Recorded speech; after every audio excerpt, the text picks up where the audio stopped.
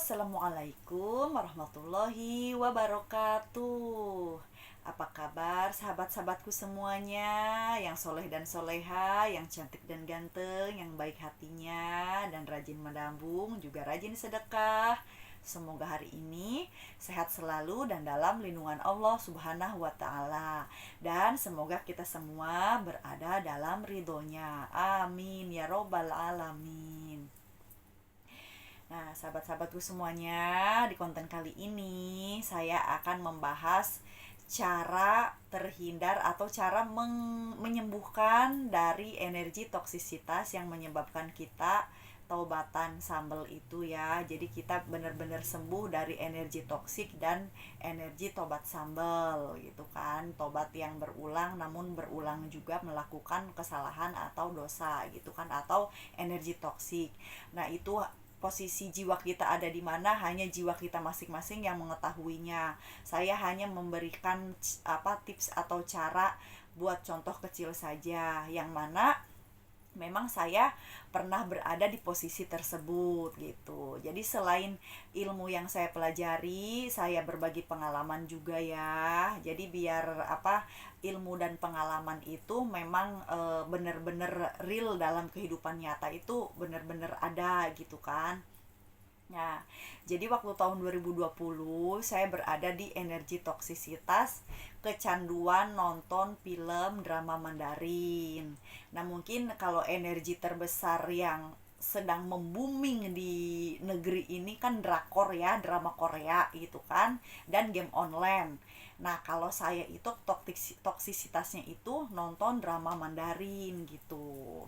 Cuman memang ya alhamdulillahnya gitu kan, ibaratnya kita gemar ibadah tapi gemar juga di toksisitas, itu sama aja nggak baik gitu. Apalagi kalau kita ibadahnya kurang, ada disertai juga energi toksik, jadi kan otomatis udah mah kurang ibadah, ibadahnya juga kan terbengkalai. Nah, itu kan lebih parah kalau sampai seperti itu ya. Kalau bisa jangan sampai ya, ya lebih baik kita banyak ibadahnya gitu, energi toksisitasnya yang sedikit ya, kalau bisa memang disembuhkan gitu. Nah, saya dulu memang toksisitasnya itu ya, kecanduan drama Korea itu memang kalau saat nontonnya itu kalau sedang datang bulan, sedang sedang waktu haid gitu kan. Jadi nggak sholat, tapi ya dipenuhi dengan kelakuan, yaitu nonton film drama Mandarin itu kan. Karena kan satu episodenya itu kan bisa 1 jam 20 menit. Itu saya tuh kalau belum habis satu satu film, satu seri gitu kan, yang bisa 52 seri atau episode itu, saya tuh nggak berhenti gitu. Jadi parah toksisitasnya, walaupun dalam keadaan datang bulan, tapi karena memang kalau belum selesai belum pengen berhenti, ya itu juga kan toksik banget kan. Nah, itu kenapa saya bisa berhasil keluar dari energi tersebut. Itu pertama, kalau malam itu mengurangi dulu. Jadi memang awalnya tuh nonton tuh sampai jam setengah 4 gitu kan, nonton itu ya sampai jam 3 gitu, jam 2. Nah, saya kurangi, pokoknya kalau sudah jam 12 saya berhenti nonton.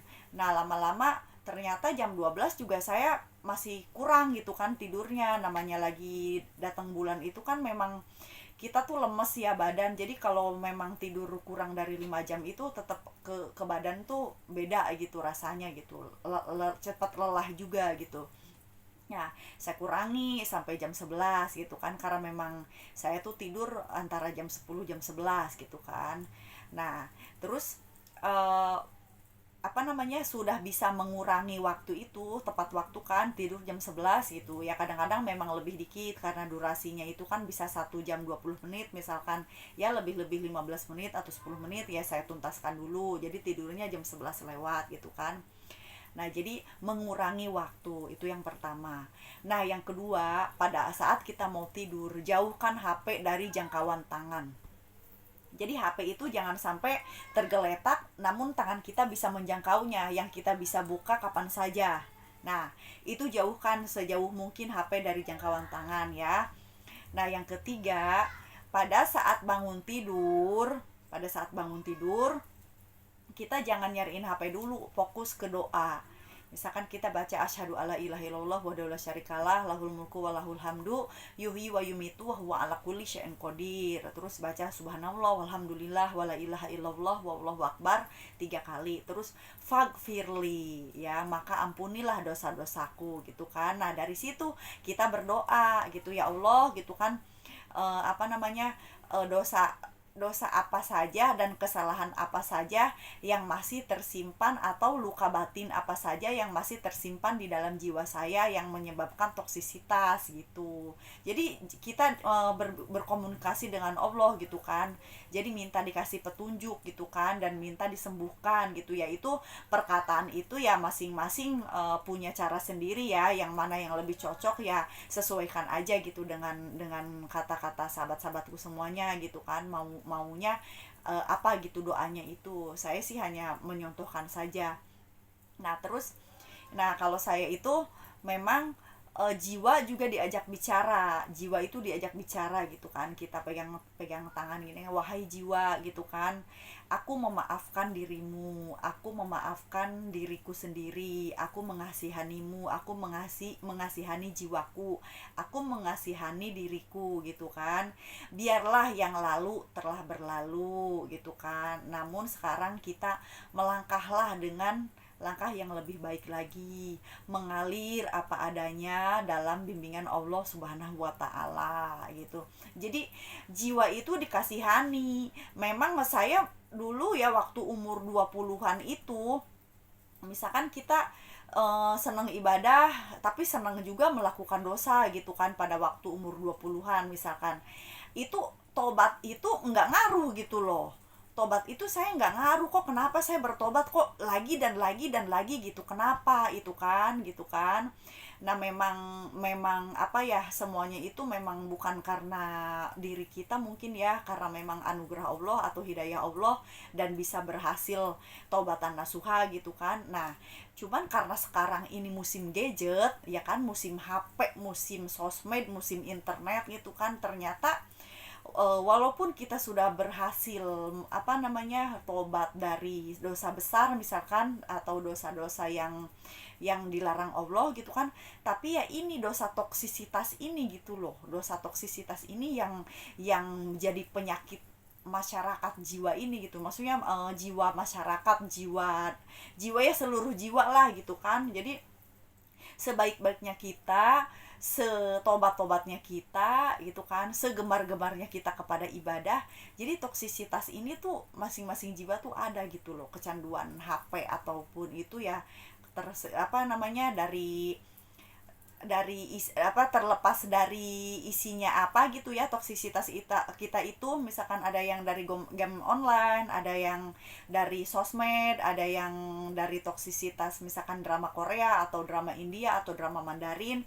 Itu kan masing-masing beda-beda, yang jelas kan toksisitasnya ini gitu loh, kecanduannya ini gitu.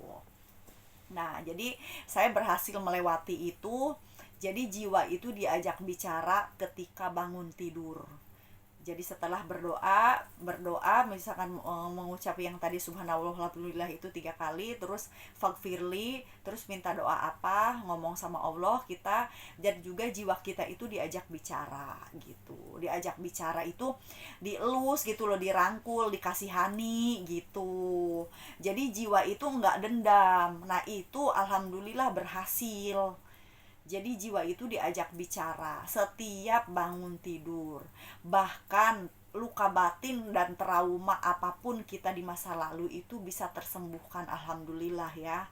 Jadi bukan hanya sekedar ilmu, tapi juga kita terapkan dalam kehidupan sehari-hari gitu loh. Jadi ibaratnya ilmu itu bukan cuman iya kita ketahui gitu kan, tapi nggak kita jalankan gitu. Jadi ilmu-ilmu seperti itu tuh kadang-kadang ya sepele gitu kelihatannya, ngapain sih ngomong sama jiwa gitu. Ya mungkin kalau memang yang udah nggak punya energi toksik ya fine fine aja kan gitu, everything is gonna all be okay gitu kan. Namun kalau yang masih punya energi toksik itu, jiwa itu sebaiknya diajak bicara, karena memang ini tentang ilmu jiwa ya gitu. Jadi spesifikasinya ya tentang jiwa saja yang dibahas. Jiwa itu diajak bicara dikasihani, dimaafkan, jangan disalahkan. Kalau disalahkan, selamat, silahkan mencoba. Disalahkan dan dibenci, insya Allah akan terulang lagi itu toksisitas atau dosa itu. Saya bukan nyumpahin ataupun bukan apa, karena ini pengalaman, karena saya dulu pernah menyesali diri saya, namun alhasil terulang lagi gitu kan. Nah, ketika jiwa itu dirangkul, dimaafkan, dikasihani, malah jiwa itu menjadi tenang, luluh gitu loh. Jadi jiwa itu apa ya, tunduk gitu loh, melemah. Jiwa itu, yang jiwa toksiknya itu, yang si candu itu, si jin korin atau energi negatif itu jadi lemah gitu. Dan kita mudah menerima kenyataan hidup. Dan nasihat apapun, misalkan nasihat dari orang lain, dari guru, bahkan dari anak kecil yang misalkan belum ada apa-apanya, selama itu kata-kata yang benar, itu kita tuh akan mudah mengambil pelajaran gitu loh, gitu. Jadi intinya, untuk menyembuhkan jiwa dari energi toksisitas atau energi tobat sambal itu, selain kita bertobat, juga kita berkomunikasi dengan Allah, dan jiwa kita juga diajak berkomunikasi. Jadi diluluhkan, diambil hatinya gitu loh. Hati si jiwa toksiknya itu kita luluhkan gitu dengan kata-kata yang baik gitu. Dan itu insya Allah akan menghasilkan perbuatan-perbuatan kita sehari-hari itu menuju kebijaksanaan gitu. Nah, saya hanya memberikan cara yang sesuai dengan pengalaman saya saja ya. Mungkin di luaran sana ada cara yang lebih baik lagi. Nanti akan saya pelajari lagi, ilmunya lebih banyak lagi ya, sehingga kita bisa belajar lebih banyak di sini. Nah, cukup sekian ya. Mohon maaf kalau ada kesalahan dan kekurangan dalam menyampaikannya. Saya hanya manusia biasa yang belajar dan terus belajar. Minal aidin wal faidin, mohon maaf lahir dan batin. Wassalamualaikum warahmatullahi wabarakatuh.